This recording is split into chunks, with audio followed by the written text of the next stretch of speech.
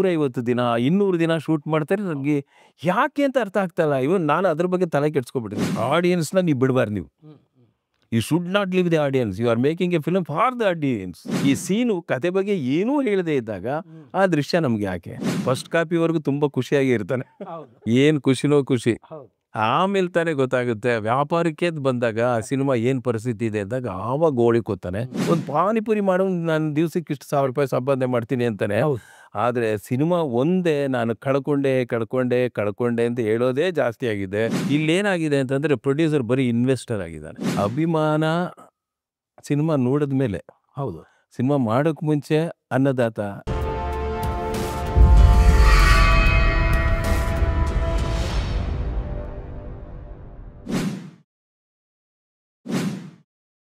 Investing in cinemas without cinema knowledge is injurious to you, your family, and the audience too. Annadata Sukhi Bhava. ಅನ್ನದಾತ ಸುಖಿ ಭವ. ನಮ್ಮ ಇವತ್ತಿನ ಕಾರ್ಯಕ್ರಮದ ಅತಿಥಿಗಳು ಯಾರು ಅಂದರೆ, ಇವರು 35ಕ್ಕೂ ಹೆಚ್ಚು ಸಿನಿಮಾನ ನಿರ್ದೇಶನ ಮಾಡಿದ್ದಾರೆ, 5 ಸಿನಿಮಾನ ನಿರ್ಮಾಣ ಮಾಡಿದ್ದಾರೆ, 1 ಸಿನಿಮಾದಲ್ಲಿ ನಾಯಕ ನಟನಾಗಿ ಅಭಿನಯಿಸಿದ್ದಾರೆ. ಮತ್ತು ಇವರು ನಮ್ಮ ಕರ್ನಾಟಕ ಡೈರೆಕ್ಟರ್ಸ್ ಅಸೋಸಿಯೇಷನ್ ಏನಿದೆ ಅದರಲ್ಲಿ ವೈಸ್ ಪ್ರೆಸಿಡೆಂಟಾಗಿ ಕೆಲಸ ಮಾಡಿದ್ದಾರೆ, ಕರ್ನಾಟಕ ಪ್ರೊಡ್ಯೂಸರ್ಸ್ ಅಸೋಸಿಯೇಷನಲ್ಲಿ ಸೆಕ್ರೆಟರಿಯಾಗಿ ಕೆಲಸ ಮಾಡಿದ್ದಾರೆ, ಕರ್ನಾಟಕ ಫಿಲಮ್ ಚೇಂಬರ್ ಆಫ್ ಕಾಮರ್ಸಲ್ಲಿ ಇವರು ಒಂದು ಆ್ಯಕ್ಟಿವ್ ಮೆಂಬರ್, ಈಗಲೂ ಕೂಡ ಎಕ್ಸಿಕ್ಯೂಟಿವ್ ಕಮಿಟಿ ಮೆಂಬರ್ ಆಗಿದ್ದಾರೆ. ಮತ್ತು ಇವರು ಸ್ಟೇಟ್ ಅವಾರ್ಡ್ ಕಮಿಟಿಲಿ 1 ಸತಿ ಚೇರ್ಮನ್ ಆಗಿ 1 ಸತಿ ಮೆಂಬರ್ ಆಗಿ ಕೆಲಸವನ್ನು ಸಲ್ಲಿಸಿದ್ದಾರೆ. ಮತ್ತು ಇವರು ನಿರ್ದೇಶನ ಮಾಡಿದಂಥ ಚಿತ್ರಗಳಲ್ಲಿ ಮೊಟ್ಟ ಮೊದಲದಾಗಿ ನಾನು ಹೇಳಬೇಕಾದ್ರೆ ಡಾಕ್ಟರ್ ವಿಷ್ಣುವರ್ಧನ್ ರವರ ಸಾಹಸ ಸಿಂಹ ಚಿತ್ರ. ಡಾಕ್ಟರ್ ವಿಷ್ಣುವರ್ಧನ್ ಅವರಿಗೆ ಸಾಹಸ ಸಿಂಹ ಬಿರುದು ತಂದುಕೊಟ್ಟಂಥ ಚಿತ್ರಕ್ಕೆ ಇವ್ರದೇ ನಿರ್ದೇಶನ.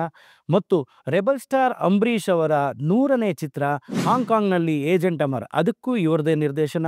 ಮತ್ತು ನಮ್ಮ ಶಂಕರ್ ನಾಗ್ ಅವರ ರಕ್ತ ತಿಲಕ ಹಾಗೂ ನ್ಯಾಯ ಗೆದ್ದಿದ್ದು ಚಿತ್ರಕ್ಕೂ ಇವ್ರದೇ ನಿರ್ದೇಶನ.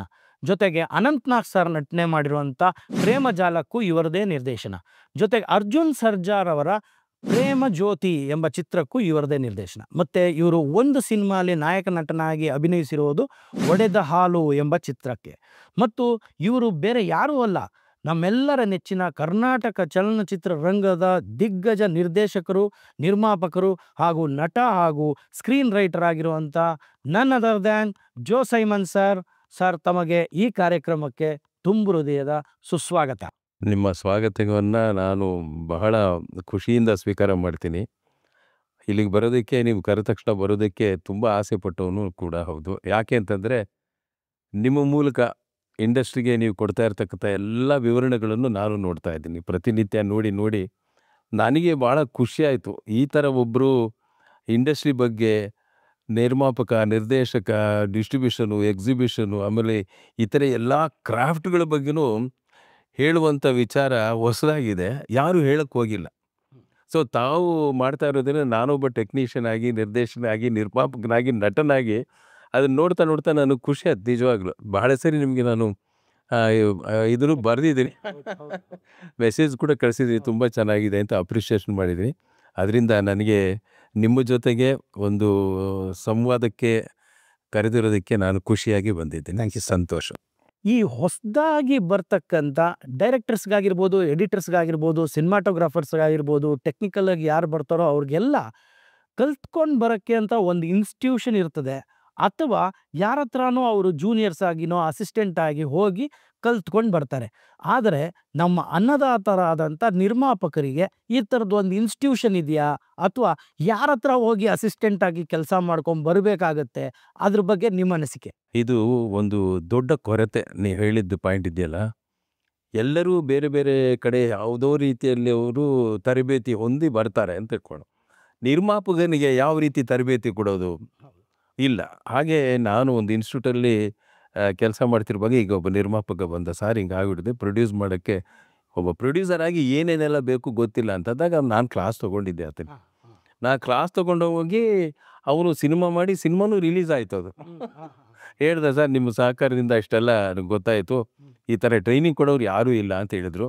ನೀವು ಕರೆಕ್ಟಾಗಿ ಆ ಪಾಯಿಂಟನ್ನು ಹಿಡಿದಿದ್ದೀರಾ. ಒಬ್ಬ ನಿರ್ಮಾಪಕನಿಗೆ ಮುಖ್ಯವಾಗಿ ಒಂದು ತರಬೇತಿ ಕೇಂದ್ರ ಬೇಕೇ ಬೇಕು. ಹೌದು.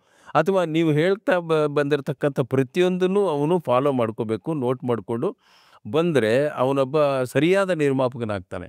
ಇಲ್ಲೇನಾಗಿದೆ ಅಂತಂದರೆ ಪ್ರೊಡ್ಯೂಸರ್ ಬರೀ ಇನ್ವೆಸ್ಟರ್ ಆಗಿದ್ದಾನೆ. ಹೌದು. ಅವನಿಗೆ ಕತೆ ಬಗ್ಗೆನೂ ಕಾಳಜಿ ತಗೊಳ್ಳಲ್ಲ, ಏನು ನಡೀತಾ ಇದೆಯೋ ಗೊತ್ತಾಗಲ್ಲ. ಇವತ್ತಿನ ದಿವ್ಸಕ್ಕೆ ಇಷ್ಟು ಬೇಕು ಅಂತಂದರೆ ಅಷ್ಟು ಕೊಡೋಕ್ಕೆ ರೆಡಿ ಆಗಿಬಿಟ್ಟಿದ್ದಾರೆ. ಬಡ್ಜೆಟ್ಟು ಒಂದು ಹೇಳ್ತಾರೆ, ಆಮೇಲೆ ಜಾಸ್ತಿ ಆಗುತ್ತೆ ಅದಕ್ಕೂ ಕೊಡ್ತಾನೆ. ಆಮೇಲೆ ಸಾಲ ತರ್ತಾನೋ, ಮನೆ ಮಾರ್ತಾನೋ, ಏನೇನೋ ಮಾಡಿ ಅಧ್ವಾನ ಆಗಿಬಿಡ್ತಿದ್ದಾನೆ. ಯಾಕೆಂದರೆ ನೀವು ಹೇಳಿದಾಗೇನೆ ಸರಿಯಾದ ಒಂದು ಮಾರ್ಗ ಇಲ್ಲ ಆತನಿಗೆ. ಸಿನಿಮಾ ಅಂದರೆ ಏನು, ಅದನ್ನು ಒಂದು ಸರ್ವೆ ಮಾಡೋ ಲೆವೆಲ್ಗೂ ಕೂಡ ಅವನು ಹೋಗಲ್ಲ. ಸಿನಿಮಾ ಮಾಡ್ತೀನಿ ಅಂದರೆ ಅದು ಎಲ್ಲೆಲ್ಲಿ ಹೋಗುತ್ತೆ, ಅದು ಹೇಗೆ, ನಾನು ಹಾಕಿರೋ ದುಡ್ಡು ಹೇಗೆ ವಾಪಸ್ ಬರುತ್ತೆ ಅನ್ನೋ ಜ್ಞಾನ ಕೂಡ ಇಲ್ಲ, ಪರಿವೇ ಇಲ್ಲ. ಏನು ಅಂದರೆ ಸಿನಿಮಾ ಮಾಡಬೇಕು ಅದೊಂದೇ ತಲೆಯಲ್ಲಿರುತ್ತೆ. ಹೇಳಿದಾಗೆ ಫಸ್ಟ್ ಕಾಪಿವರೆಗೂ ತುಂಬ ಖುಷಿಯಾಗಿ ಇರ್ತಾನೆ. ಏನು ಖುಷಿನೋ ಖುಷಿ. ಆಮೇಲೆ ತಾನೇ ಗೊತ್ತಾಗುತ್ತೆ ವ್ಯಾಪಾರಕ್ಕೆ ಬಂದಾಗ ಆ ಸಿನಿಮಾ ಏನು ಪರಿಸ್ಥಿತಿ ಇದೆ ಅಂದಾಗ ಆವಾಗ ಗೋಳಿಕೋತಾನೆ. ಸುಮಾರು ಜನರು ಭಾಳ ನೊಂದ್ಕೊಂಡು ಮಾತಾಡಿರೋ ಇಂಟ್ರ್ಯೂಗಳನ್ನೆಲ್ಲ ನಾನು ನೋಡಿದ್ದೀನಿ. ಎಷ್ಟು ಲಕ್ಷಾಂತರ ಕೋಟ್ಯಾಂತರ ರೂಪಾಯಿ ಕಳ್ಕೊಳ್ತಿದ್ದಾರೆ. ಹಾಗಾಗಿ ನಿರ್ಮಾಪಕರು ನಿಜವಾಗ್ಲೂ ಇದನ್ನು ನಾನು ನೇರವಾಗಿ ಹೇಳ್ತೀನಿ, ವಾಣಿಜ್ಯ ಮಂಡಳಿಯವರು ಇದನ್ನು ಉಪಯೋಗಿಸ್ಕೊಂಡ್ರೆ ಅಲ್ಲಿ ಬರ್ತಕ್ಕಂಥ ನಿರ್ಮಾಪಕರಿಗೆ ಭಾಳ ಒಳ್ಳೆ ಸಲಹೆ ಆಗುತ್ತೆ. ನಾನು ನಿಮಗೊಂದು ಸಲಹೆ, ನೀವು ಮಾಡಿರೋದೆಲ್ಲ ಒಂದು ಬುಕ್ ಥರ ಮಾಡಿದ್ದೀನಿ ಸರ್, ಬುಕ್ ಥರನೂ ಮಾಡಿದ್ದೀನಿ. ಬುಕ್ಕು ಮಾಡಿ ನಮ್ಮ ನಿರ್ಮಾಪಕ ಸಂಘಕ್ಕಲ್ಲೂ ಕೊಡ್ಬೋದು, ವಾಣಿಜ್ಯ ಮಂಡಳಿಯಲ್ಲೂ ಕೊಟ್ಟರೆ ನಿಜವಾಗ್ಲೂ ನಿರ್ಮಾಪಕರು ಅದ್ರ ಮೂಲಕ ಹೋದರೆ ಎಷ್ಟೋ ಸೇಫ್ ಆಗಿಬಿಡ್ತಾರೆ. ಅಷ್ಟು ಹಾಕಿ ದುಡ್ಡನ್ನು ಇಷ್ಟು ವಾಪಸ್ ತಗೊಳ್ಳೋಕ್ಕಾದ್ರೂ ಒಂದು ಧೈರ್ಯ ಬರುತ್ತೆ. ಓ ಹೀಗೆ ಹೋಗಬೇಕು, ಇದು ಮಾರ್ಗ ನನಗೆ ಅನ್ನೋದು ಮಾರ್ಗಸೂಚಿ ಇಲ್ಲ.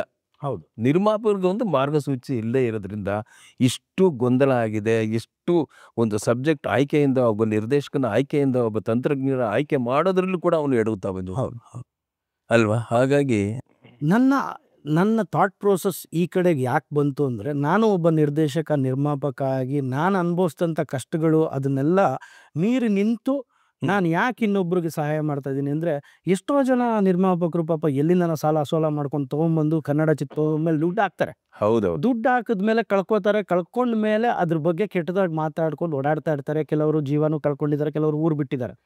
ಆದರೆ ನಾನು ಹೇಳೋದೇನು ಅಂದರೆ, ನೀವು ಇದನ್ನೆಲ್ಲ ತಿಳ್ಕೊಂಡು ಹೆಂಗೆ ಒಂದು ತರಕಾರಿ ಬಿಸ್ನೆಸ್ ಮಾಡಬೇಕಾದ್ರೂ ಅದಕ್ಕೊಂದು ಸ್ಟ್ರಾಟಜಿ ಇದೆ, ಅದನ್ನ ನೀವು ಹೆಂಗೆ ಫಾಲೋ ಮಾಡ್ತೀರಾ, ಅದೇ ರೀತಿ ಸಿನಿಮಾ ಬಿಸ್ನೆಸ್ ಅಂತ ಬಂದಾಗ ಸಿನಿಮಾ ಬಗ್ಗೆ ಏನೂ ತಿಳ್ಕೊಳ್ಳದಲ್ಲೇ ಮಾಡೋದಕ್ಕಿಂತ ಎಲ್ಲ ತಿಳ್ಕೊಂಡು ಮಾಡಿ ಅನ್ನೋದಕ್ಕೆ ಈ ಪ್ರಯತ್ನ, ಈ ಕಾರ್ಯಕ್ರಮ. ಅಂಥದ್ರಲ್ಲಿ ನಿಮ್ಮಂಥ ದೊಡ್ಡ ನಿರ್ದೇಶಕರು, ನಿರ್ಮಾಪಕರು, ನಟರು ಎಲ್ಲ ಬಂದು ಇಲ್ಲಿ ಅವರಿಗೆ ಒಂದು ಮಾರ್ಗದರ್ಶನ ನೀಡ್ತಾ ಇರೋದೇ ಒಂದು ಮಾರ್ಗಸೂಚಿಯಾಗಿ ಇರಲಿ ಅಂತ ನನ್ನ ಉದ್ದೇಶ. ಇಲ್ಲ ಭಾಳ ಒಳ್ಳೆ ಕೆಲಸ ಮಾಡ್ತಿದ್ದೀರಾ.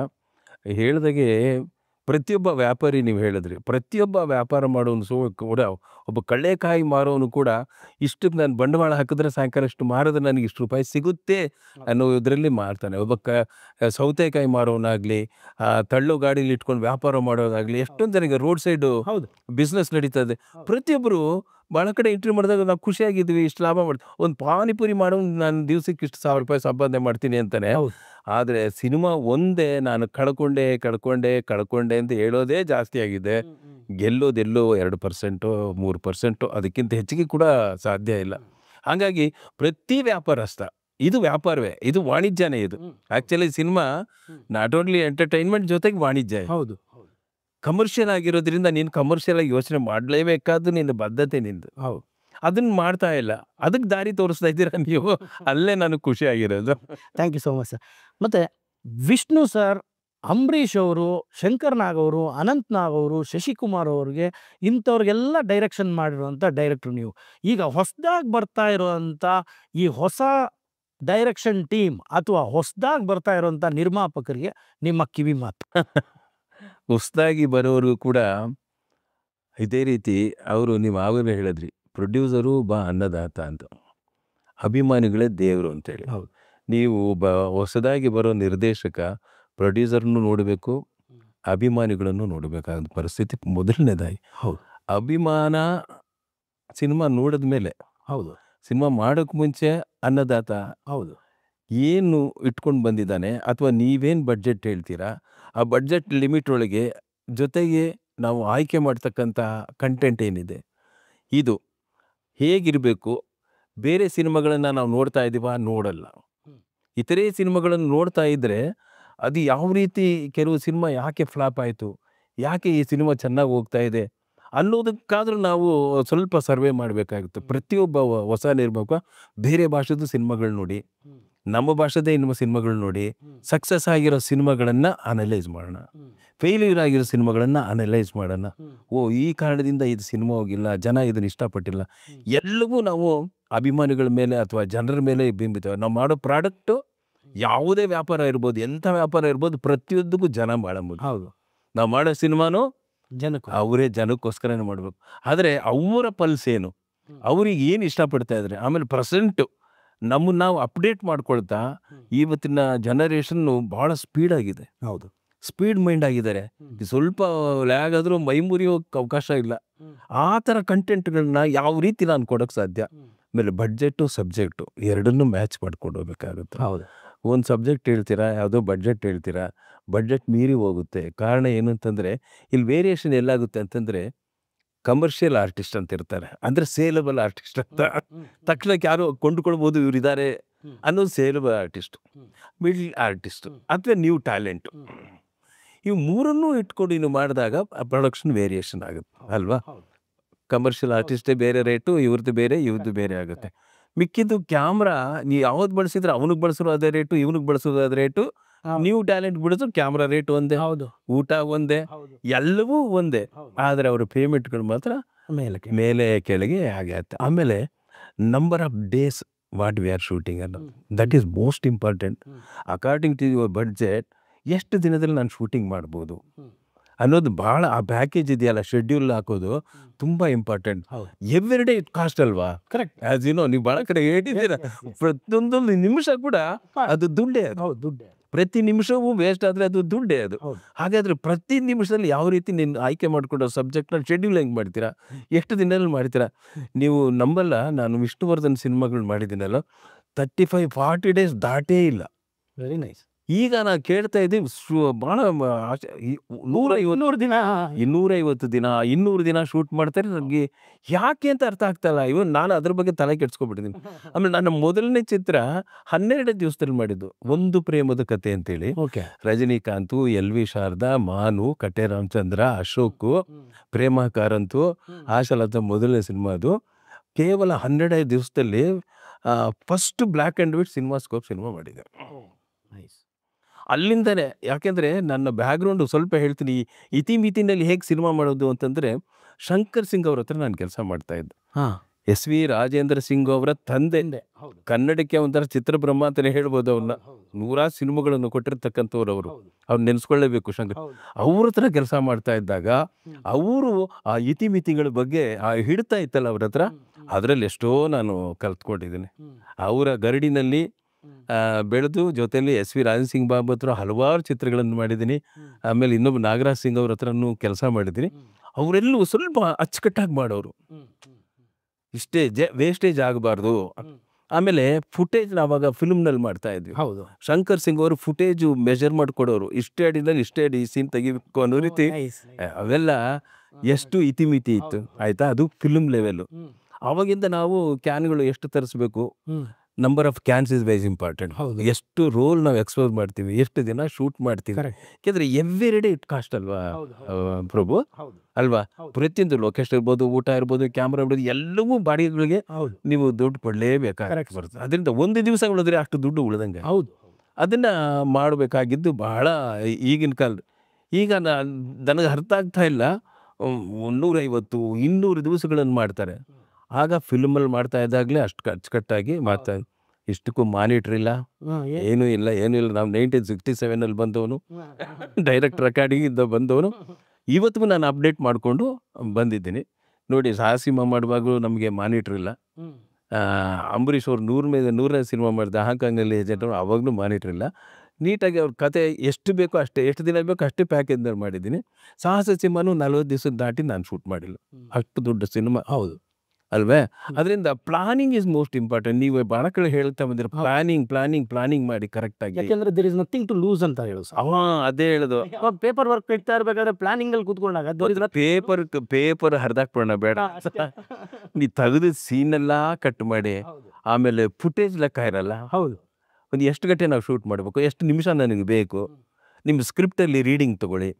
ಅವಾಗೆಲ್ಲ ನಿಮ್ಮ ಅಜಂತ ಮೂವೀಸಲ್ಲಿ ನಾನು ಕೆಲಸ ಮಾಡುವಾಗ ಗ್ಲಾಸ್ ರೂಮ್ ಹಾಕ್ಬಿಟ್ಟು ಸ್ಕ್ರಿಪ್ಟ್ ರೀಡಿಂಗು ಸ್ಟಾಪ್ ವಾಚ್ ಇಟ್ಕೊಂಡು ಓದಿಸೋರು. ಇದೆಲ್ಲ ಭಾಳ ಇಂಪಾರ್ಟೆಂಟು. ಹೌದು. ಡೈಲಾಗ್ ರೀಡಿಂಗ್ ಓದ್ತಾ ಇರೋದು. ಆಮೇಲೆ ಎಷ್ಟು ಬರುತ್ತೆ ನೋಡ್ತಾರೆ, ಇಂಟರ್ವ್ಯೂಲ್ಗೆ ನಿಲ್ಲಿಸ್ತಾರೆ, ಕಾಫಿ ಕೊಟ್ಬಿಟ್ಟು ಮತ್ತೆ after interview again stop watch hockey on ಮಾಡಿ ನೋಡ್ತಾರೆ, ಡ್ಯೂರೇಷನ್ ಚೆಕ್ ಮಾಡ್ತಾರೆ. ಆಮೇಲೆ ಇದು ರೀಡಿಂಗು. ಆಮೇಲೆ ಆ್ಯಕ್ಟ್ ಮಾಡುವಾಗ ಅಭಿನಯಕ್ಕೆ ಇದಕ್ಕೆಲ್ಲ ಸೇರಿಸಿ ಒಂದಷ್ಟು ಟೈಮ್ನ ಆ್ಯಡ್ ಮಾಡಿದಾಗ ಚೆಕ್ ಮಾಡ್ತಾರೆ. ಅಲ್ಲಿ ನಿಮಗೆ ಡ್ಯೂರೇಷನ್ ಜಾಸ್ತಿ ಬಂದಾಗ ಯಾವುದು ವೇಸ್ಟ್ ಸೀನ್ ಅದು. ನಾನು ಇವಾಗಲೂ ಹೇಳ್ತೀನಿ, ಆ ಕತೆಗಳಲ್ಲಿ ಚರ್ಚೆ ಮಾಡುವಾಗ ನಾವು ರಾಜ್ಕುಮಾರ್ ಅವರ ಬ್ರದರ್ ವರದರಾಜ್ ಅಂತೀನಿ, ಹೌದು, ವರ್ಧಪ್ಪ ಅಂತ, ಅವ್ರನ್ನೆಲ್ಲ ಕರೀತಾ ಇದ್ದಾರೆ ಅಜಂತ ಮೂವಿಸ್ದವ್ರಿಗೆ. ಅವ್ರು ಸುಮ್ಮನೆ ಕತೆ ಕೇಳೋರು, ಕೇಳ್ಬಿಟ್ಟು ಪೂರ್ತಿ ಕೇಳ್ಬಿಟ್ಟು ಅನ್ನೆಸರಿ ಯಾವುದಿದೆ ಅದನ್ನು ಕ್ಲೀನಾಗಿ ಹೇಳ್ತಾ ಇದ್ರು. ಹಾಗೆ ನಾವು ಒಂದು ಕತೆ ಹೇಳ್ಬೇಕಾದ್ರೆ ನಾನು ಪಾಠ ಮಾಡುವಾಗ ಹೇಳ್ತಾ ಇದ್ದೆ, ಒಂದು ಪ್ರತಿ ದೃಶ್ಯವು ಕಥೆಯ ಬಗ್ಗೆ ಏನಾದರೂ ಹೇಳ್ತಾ ಇರಬೇಕು. ಕತೆ ಬಗ್ಗೆ ಏನಾದರೂ ಹೇಳಿದ್ರೆ ಆ ದೃಶ್ಯ ಅಲ್ಲಿರಬೇಕು. Every scene must say about the story. Yes sir. And ಆ ಸೀನ್ ಒಳಗಡೆ ಶಾರ್ಟ್ಗಳು ಬರ್ತದೆ Prabhu. Every shot must say something about the scene. If the shot it is not telling anything about the scene, why you want the scene ಅಂತ. ಆ short ಯಾತಕ್ಕೆ ಬೇಕು, ಈ scene ಯಾತಕ್ಕೆ ಬೇಕು, ಈ ಸೀನು ಕತೆ ಬಗ್ಗೆ ಏನೂ ಹೇಳದೇ ಇದ್ದಾಗ ಆ ದೃಶ್ಯ ನಮ್ಗೆ ಯಾಕೆ? ಈ ಥರ ನಾವು ಒನ್ಲೈನ್ ಮಾಡಿಕೊಂಡು ಅದರಲ್ಲಿ ಹೊಸಬ್ರಿಗೆ ನಾ ಹೇಳ್ತಾ ಇರೋದು, ಒನ್ಲೈನ್ ಕತೆ ಮಾಡ್ಕೊಳ್ಳಿ. ಅದಕ್ಕೆ ಕಾದಂಬರಿ ತೊಗೊಂಡು ಎಷ್ಟೋ ಸೀನ್ ಬರ್ಬೋದು. ಬ್ರಷ್ ಔಟ್ ಆಲ್ ಥಿಂಗ್ಸ್, ಎಲ್ಲ ಬ್ರಷ್ ಔಟ್ ಮಾಡಿ, ಅನ್ವಾಂಟೆಡ್ ಥಿಂಗ್ದೆಲ್ಲ ತೆಗೆದಾಕಿ ಮತ್ತೆ ಒಂದು ರೌಂಡ್ ಮಾಡಿ ಅಲ್ವಾ? ಹೌದು. ಆಮೇಲೆ ಡೈಲಾಗ್ ಬರೆಯುವಾಗ ಕೂಡ ಕೆಲವೊಂದು ಸತಿ ಅವರು ಡೈಲಾಗ್ ಬರೆಯುವಾಗ ಖುಷಿ ಇರ್ತಾರೆ, ತುಂಬ ಪೇಜ್ಗಟ್ಟಲೆ ಬರ್ಕೊಟ್ಬಿಡ್ತಾರೆ ಅಂತ ಇಟ್ಕೊಳ್ಳಿ. You have to edit it. Content ಎಷ್ಟು ಸ್ಕ್ರಿಪ್ಟ್ ಬೇಕೋ ಅಷ್ಟಕ್ಕೆ ಮಾತ್ರ ಅಡ್ಜಸ್ಟ್ ಮಾಡಿಕೊಂಡು ರಿಪೀಟ್ ಆಗಿರೋದೆಲ್ಲ ತೆಗೆದಾಕಿ ಕಂಟೆಂಟ್ನ ಟೈಟ್ ಮಾಡ್ತಾ ಬಂದರೆ ನಿಮಗೆ ಕರೆಕ್ಟಾಗಿ ಒಂದು ಪ್ಯಾಕೇಜ್ ಸಿಗುತ್ತೆ. ಅದರಿಂದ ಆರ್ಟಿಸ್ಟು ಪೇಮೆಂಟ್ ಇರ್ಬೋದು, ಲೊಕೇಶನ್ ಇರ್ಬೋದು, ಆಮೇಲೆ ಈಗ ಡಿಜಿಟಲ್ ಬಂದಿದ್ದೆ ಅಂದ್ಬಿಟ್ಟು ಇಷ್ಟ ಬಂದಾಗ ಇಟ್ಕೊಳ್ಳೋದು. ಆಮೇಲೆ ನಾವೆಲ್ಲ ಒಂದೇ ಕ್ಯಾಮ್ರಾದಲ್ಲಿ ಶೂಟ್ ಮಾಡಿ ಬಂದವರು. ಹೌದು. ಇವತ್ತು ಸೆಟ್ಗಳಲ್ಲಿ ಹೋದರೆ 2 ಕ್ಯಾಮ್ರಾ 3 ಕ್ಯಾಮ್ರಾ ಹತ್ತಕ್ಕೆ ಹೋಗ್ಬಿಟ್ಟಿದೆ. ಅಷ್ಟು ಕ್ಯಾಮ್ರಾಗಳನ್ನು ಬಂದ ಸರ್, ಪ್ರತಿಯೊಂದು ದುಡ್ಡಲ್ವೇ? ಹೌದು. ಆಮೇಲೆ ಜಿಮ್ಮಿ ಅಂತೆ, ಇದಂತೆ ಅದಂತೆ ಅಂತೆ, ಗಿಂಬಲ್ ಆಮೇಲೆ ಎಲ್ಲವನ್ನೂ ತರಿಸ್ಬಿಡ್ತಾರೆ. ಆವತ್ತಿಗೆ ಏನು ಬೇಕು ಅನ್ನೋದು ಗೊತ್ತಿಲ್ಲ. ಕರೆಕ್ಟ್. ನಾವು ಒಂದು ಕ್ರೇನ್ ತರಿಸ್ಬೇಕಾದ್ರೆ ಈ ಸೀನ್ಗೆ ಮಾತ್ರ ಕ್ರೇನ್ ಬೇಕಾಗುತ್ತೆ ಅಂದ್ಬಿಟ್ಟು ಆವತ್ತಿನ ದಿವಸ ಕ್ರೇನ್ ತಂದರೆ ಆ ಒಂದು ದಿವಸ ಕ್ರೇನ್ ಬರೋದು, ದಿವಸ ಇಲ್ಲ. ಜಿಮ್ಮಿ ಜಿಪ್ ಯಾವತ್ತು ಬೇಕು ಆವತ್ತು ಮಾತ್ರ ಹೇಳಿದ್ರೆ ಆವತ್ತಿನ ದಿವಸ ಮಾತ್ರ ಬರೋದು. ಶೆಡ್ಯೂಲ್ ಪೂರ್ತಿ ಹಾಕ್ಬಿಡ್ತಾರೆ ಅವರು. ಟ್ರ್ಯಾಕು, ಟ್ರಾಲಿ, ಜಿಮ್ಮು ಜಿಪ್ಪು, ಗಿಂಬಲ್ಲು, ಆಮೇಲೆ ಡ್ರೋನು ಎಲ್ಲ ಇದೆಯಲ್ಲ, ಎಲ್ಲನೂ ಬಳಸೋದು. ಆಮೇಲೆ ತೆಗಿಯೋ ವಿಷಲ್ಸು ಎಲ್ಲಿ ಬರುತ್ತೆ, ಏನಕ್ಕೆ ಬರುತ್ತೆ, ಯಾತಕ್ಕೆ ಹೆಲ್ಪ್ ಆಗುತ್ತದೆ ಅನ್ನೋದೇ ಅರ್ಥವಾಗ್ದಲ್ಲ. ಆಮೇಲೆ every shot there must be a purpose Prabhu. ಹೌದು. Any shot you are going to take, the shot must be a purpose. Purpose ಇಲ್ಲದೆ ಸುಮ್ಮನೆ ಇದೂ ಇರಲಿ, ಈ ಕಡೆಯಿಂದ ಒಂದಿರಲಿ, ಅಲ್ಲೊಂದಿರಲಿ, ಇಲ್ಲೊಂದಿರಲಿ ಅಂತ ಎಷ್ಟು ಮ್ಯಾಜಿಕ್ ಮಾಡೋಕ್ಕೆ ಸಾಧ್ಯ? ಎಷ್ಟು ಮ್ಯಾಜಿಕ್ ಕೇಳಿದ್ರು ಒಂದೇ ವಿಷಯವನ್ನು ನೀವು ಹೇಳೋಕೆ ಹೋಗ್ತೀರ. ಇದನ್ನೆಲ್ಲ ಹೊಸಬರು ಅರ್ಥ ಮಾಡಿಕೊಂಡು ಕರೆಕ್ಟಾಗಿ ಫಾಲೋ ಮಾಡಿದ್ರೆ budget is very important for the first director. ಪ್ರೊಡ್ಯೂಸರ್ಗಲ್ಲ. ಪ್ರೊಡ್ಯೂಸರು ನೀನು ಇಷ್ಟು ಬಡ್ಜೆಟ್ ಮುಗಿಸ್ಕೊಡ್ತೀನಿ ಅಂತಂದರೆ, ಇಲ್ಲ ಪ್ರೊಡ್ಯೂಸರ್ಗೆ ನಾಲೆಡ್ಜ್ ಇದ್ದರೆ, ಈಗ ತೆಲುಗು ಪ್ರೊಡ್ಯೂಸರ್ಸ್ ಎಲ್ಲ ಇದ್ದಾರೆ, ಅವರೆಲ್ಲ ದೇರ್ ಆರ್ ನಾಲೆಡ್ಜ್ ಪೀಪಲ್. ಅವರು ಎಲ್ಲ ರೆಡಿ ಮಾಡ್ಬಿಟ್ಟು ಡೈರೆಕ್ಟ್ ಕೊಡ್ತಾರೆ, this is the script, you do it ಅನ್ನೋ ಥರ. ಈಗ ಹಾಲಿವುಡಲ್ಲಿ ಏನು ಮಾಡ್ತಾರೆ, ಡೈರೆಕ್ಟ್ ಮೊದಲೇ ಫಿಕ್ಸ್ ಮಾಡಲ್ವಲ್ಲ. ಪ್ರೊಡ್ಯೂಸರ್ ಸೆಲೆಕ್ಟ್ ಎವ್ರಿಥಿಂಗ್, ಹೀರೋ ಎಲ್ಲರೂ ಸೆಲೆಕ್ಟ್ ಮಾಡ್ತಾನೆ, ಇದು ನಿಂದು ಮಾಡಿಕೊಡು. ಆ ರೀತಿ ನಮ್ಮಲ್ಲಿ ಆಗಬೇಕು. ಪ್ರೊಡ್ಯೂಸರ್ಗೆ ಫುಲ್ ಜ್ಞಾನ ಬರಬೇಕು, ಅಥವಾ ಡೈರೆಕ್ಟ್ರಿಗೂ ಅದ್ರ ಬಗ್ಗೆ ಜ್ಞಾನ ಇರಬೇಕು. ಆವಾಗ ಇಬ್ಬರು ಕಲಿತಾಗ ಒಂದು ಒಳ್ಳೆ ವೇಸ್ಟೇಜ್ ಇಲ್ಲದಾಗೆ ಕರೆಕ್ಟ್ ಲೆಂತ್ಗೆ ಕರೆಕ್ಟ್ ಸಿನಿಮಾ ಮಾಡ್ಬೋದು ಅಂತ ನನ್ನ ಅನಿಸಿಕೆ. ನಾನು ಇದನ್ನು ಹೇಳಕ್ಕೆ ಹೋಗ್ತೀನಿ. ಆಮೇಲೆ ಅನ್ನೆಸರಿ ಪೇಮೆಂಟ್ ಮಾಡಿ, ಅನ್ನೆಸರಿ ವೇಸ್ಟೇಜ್ ಮಾಡಿ. ಆಮೇಲೆ ಇವತ್ತು ಈಗ ಸೇಲೆಬಲ್ ಆರ್ಟಿಸ್ಟ್ ಅಂತಂದರೆ ಈಗ ಕ್ಯಾರವಾನ್ ಒಂದು ಮಸ್ಟ್. ಅವಾಗೆಲ್ಲ ನಮಗೆ ಕ್ಯಾರವಾನ್ ಇಲ್ಲ, ಏನಿಲ್ಲ, ಮರದಿಂದನೇ ಶಾರ್ಟು ಚಾಟ್ ಎಲ್ಲ ಬೀಚ್ ಶೇರ್ ಮಾಡ್ಕೊಂಡು ರೆಡಿ ಹಾಕ್ಕೊಂಡು ಹಾಕ್ತಾಯಿದ್ರು. ಆ ಕಾಲ ಬೇಡ ಬಿಡಿ, ಈಗ ಅಡ್ವಾನ್ಸ್ ಆಗಿ ಬಂದಿದೆ. ಅಡ್ವಾನ್ಸ್ ಬಂದಿರೋದು ಎಷ್ಟೋ ಇನ್ನೋವೇಷನ್ ಆಗಿದೆ. ಅದನ್ನು ಬಳಸ್ಕೊಳ್ಳೋದ್ರಲ್ಲೂ ಕೂಡ ನಮಗೆ ಒಂದು ಜ್ಞಾನ ಇರಬೇಕು ಸರಿಯಾದ ರೀತಿಯಲ್ಲಿ. ಇದನ್ನ ಇಷ್ಟೇ ಬೇಕಾಗುತ್ತೆ ನಮಗೆ, ಇದೆಲ್ಲ ಯಾತಕ್ಕೆ ಬೇಕು ಅನ್ನೆಸರಿ. ಇವಾಗ ಕ್ರೇನ್ ತರಿಸಿರ, ಇವತ್ತು ಪೂರ ಮಾಡ್ತಾರೆ, ಕ್ರೇನೇ ಯೂಸಿಗೆ ಬಂದಿರಲ್ಲ, ವೇಸ್ಟ್, ಬಾಡಿಗೆ ವೇಸ್ಟು. ಹೌದು. ಒಂದು ಜಿಮ್ಮಿ ಜಿಪ್ ತರಿಸಿರ್ತೀರ, ಪರ್ಪಸ್ ಇಲ್ಲ. ಒಂದು ಡ್ರೋನ್ ತರಿಸ್ಬಿಡ್ತೀರ, ಅಯ್ಯೋ ಇವತ್ತಾಗಲಿಲ್ಲ ರೀ ಡ್ರೋನು, ನಾಳೆಗೆ ಇಟ್ಕೊಳ್ಳೋಣ, ದುಡ್ಡು ಎಷ್ಟು. So wastage every day you list the cost of the wastage. Yes yes. ಪ್ರತಿದಿನ ಯಾವುದನ್ನು ಬಳಸಿಲ್ವೋ ಅದನ್ನು ಬರ್ಕೊಳ್ತಾ ಬಾ, ನೀನು ಮಾಡಿರೋದ್ರಲ್ಲೇ ವೇಸ್ಟೇಜ್ ಇದೆ. ಹೌದು. ಸಿನಿಮಾ ರಿಲೀಸ್ ಮಾಡಿ ವೇಸ್ಟ್ ಆಗಲ್ಲ, ಅಂದ್ರೆ ಪ್ರೊಡಕ್ಷನ್ ಕಾಸ್ಟ್ ಟ್ವೈಸ್ ಆಗ್ಬಿಟ್ಟಿರುತ್ತೆ. ಅಲ್ಲೇ ವೇಸ್ಟೇಜ್ ನೀನೇ ಮಾಡ್ತಾ ಇದೆಯಾ ವೇಸ್ಟೇಜ್ನ. ಆಮೇಲೆ ಸಿನಿಮಾ ಹೋಗಿಲ್ಲ, ನಷ್ಟ ಆಯಿತು ಅನ್ನೋದು ಅಂತ ಇಂಡಸ್ಟ್ರಿ. ಅದರಿಂದ ಹೊಸದಾಗಿ ಬರ್ತಕ್ಕಂಥ ನಿರ್ದೇಶಕರುಗಳು ಪ್ರತಿಯೊಂದನ್ನು ಮಾಡಬೇಕು. ಆಮೇಲೆ ಕತೆ ನಾನು ಹೇಗೆ ಹೇಳಬೇಕು ಅನ್ನೋದೇ ಭಾಳ ಮುಖ್ಯ ಆಗುತ್ತೆ. You are the writer on the screen. Story writer is different, but cinema telling is. Director is telling on the screen. You are the writer, you are writing your story on the screen. So ಅದು ಹೇಗೆ how you are taking the audience up to the end ಅನ್ನೋದು very important ಅಲ್ವಾ. ಅವ್ನು ನೋಡ್ತಾ ಇರ್ಬೇಕು. ಅವನಿಗೆ ಮನಸ್ಸಿಗೆ ಅರ್ಧದಲ್ಲೇ ಏನೋ ಯಾವ ಪಕ್ಕದಲ್ಲಿ ಮಾತಾಡೋಕ್ಕೆ ಶುರು ಆಗೋದು, ಏನೋ ಅಂತ ಕರ್ಕೊಂಬಂದು ಅನ್ನೋ ಥರ ಮೊಬೈಲ್ ನೋಡ್ತಾನೆ, ಯಾಕಾದರೂ ಬಂದು ಅಂದ್ಕೊಂಡು ಇಂಟರ್ವಲ್ಗೆ ಓಡೋಗೋದು ಭಾಳಷ್ಟು ಆಗುತ್ತೆ. ಹೀಗಾಗಿ ಮುಖ್ಯವಾಗಿ ನಿರ್ದೇಶಕರು ಹಿಡಿತಾ ಇರಬೇಕು ಆಡಿಯನ್ಸ್ನ. ನೀವು ಬಿಡಬಾರ್ದು. ನೀವು you should not leave the audience. You are making a film for the audience. You must keep the audience up to the end. ಅದರಿಂದ ಸಿನಿಮಾ ಹೇಗಿರುವ ಗ್ರಿಪ್ ಅಂತಂದರೆ ಆಡಿಯನ್ಸ್ನ ನೋಡಿಸ್ತಾ ಹೋಗ್ಬೇಕು. ಹೌದು. ಅದಕ್ಕೇನಿದೆ, ನಾನು ಹೇಳಿದ್ದೆ ಕತೆ ನೀನು ಒಪ್ಕೋಬೇಕು ಅನ್ನೋದನ್ನು ತಪ್ಪು, ದೊಡ್ಡ ತಪ್ಪು ಸರ್. ಇವತ್ತು ಜನಗಳಿಲ್ಲದೆ ಏನೂ ಇಲ್ಲ ಸರ್. ಸರ್ಕಾರ ಇರ್ಬೇಕಾದ್ರೆ ಜನ ಇರಬೇಕು, ಸಿ ಎಂ ಅವರು ಜನ. ಪ್ರತಿಯೊಂದು ಜನಗಳ ಮೂಲಕವೇ ಒಂದು ವ್ಯಾಪಾರ ಆಗಿರ್ಬೋದು, ಸಿನಿಮಾ ಆಗಿರ್ಬೋದು, ಪ್ರತಿಯೊಂದು ಒಬ್ಬ ನಾಯಕ ಆಗ್ಬೇಕಾದ್ರೆ ಅವನಿಂದ ಜನ ಬೇಕು. ಹೌದು, ಬೇಕು ಸರ್. ಹಾಗಾಗಿ ಅವ್ರನ್ನೇ ಬಿಟ್ಬಿಟ್ಟು ನನ್ನ ಮೂಗನೇರಕ್ಕೆ, ನನ್ನ ಇಷ್ಟಿಗೆ, ನನ್ನ ಟೇಸ್ಟಿಗೆ ನೀನು ಮಾಡ್ತಾ ಹೋದರೆ ಅದು ತಪ್ಪಾಗ್ಬಿಡುತ್ತೆ.